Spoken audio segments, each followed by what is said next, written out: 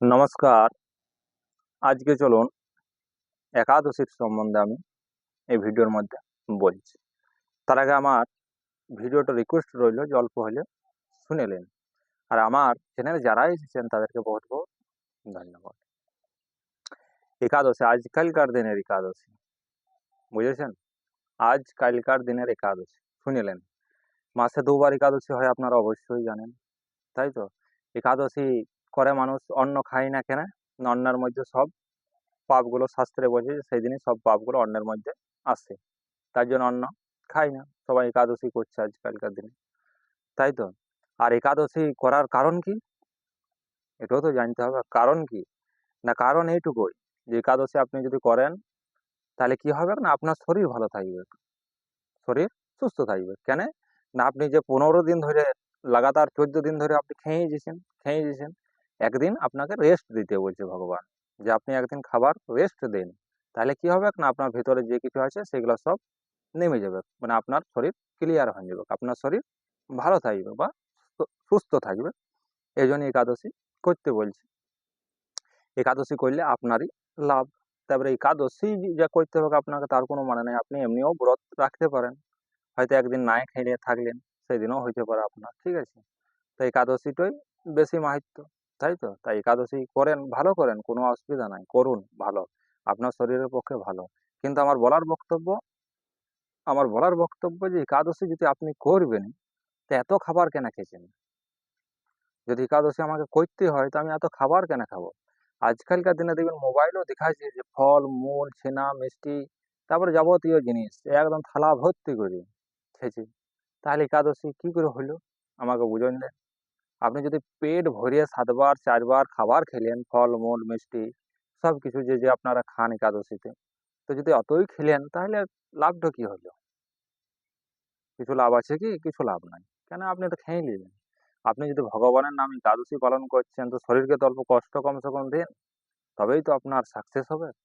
শরীরে যদি আপনার খেয়েই নিলেন, সব খাবার আপনি খেয়েই নিলেন, তাহলে আর একাদশীর মায়ের মানে কি রইল? আপনি ভাতটা খালি খেলেন না কেন?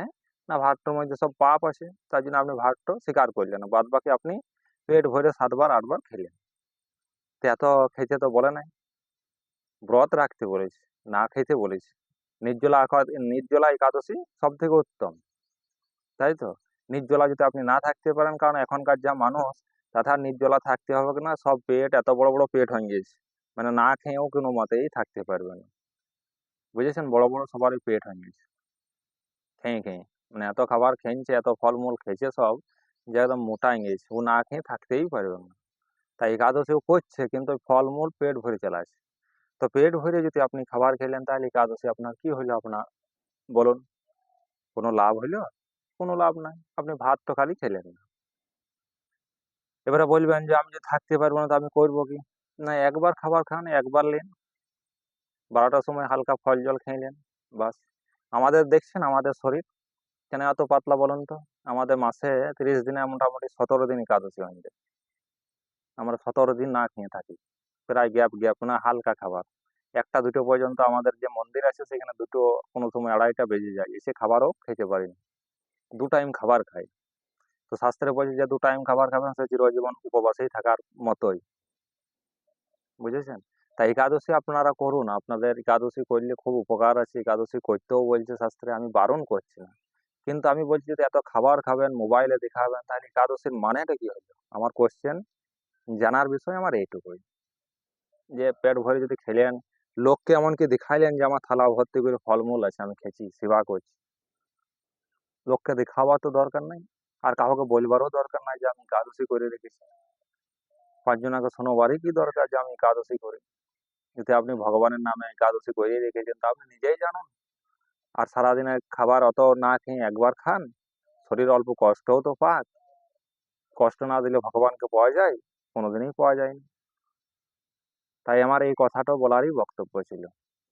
আর এটা আপনাদের কাছ থেকে আমি জানতেও চাইছি, যদি আপনি একাদশী করবেন তো পেট ভরে না খেয়ে নির্জলা একাদশী করুন। নির্জলা যদি না পারেন, একবার ফলমূল খান, তবে তো জানবে একাদশী। আর আপনি পেট পুড়িয়ে খাবার খেয়ে নেবেন, আবার লোককে বলবেন যে আমি একাদশী করেছি, অমন একাদশীর কোনো মানে নাই, তাই তো? তাই চলুন সবাই সুস্থ থাকবেন, ভালো থাকবেন, বেশি বড় করে লাভ নাই। যদি কিছু বলাতে ভুল আছে তা আমাকে অবশ্যই কমেন্টে বলবেন। আর আমি শুনবার জন্যই বলতে চাইছি সকলগুলা। না কমেন্ট করলে, না বললে কি করে চলবে? তার জন্য আমি দু একটা যেমন তেমন করেও ভিডিও আমি বানাই। তাই ভগবানের কাছে আমি প্রার্থনা করি সবাই সুস্থ থাকবেন, ভালো থাকবেন।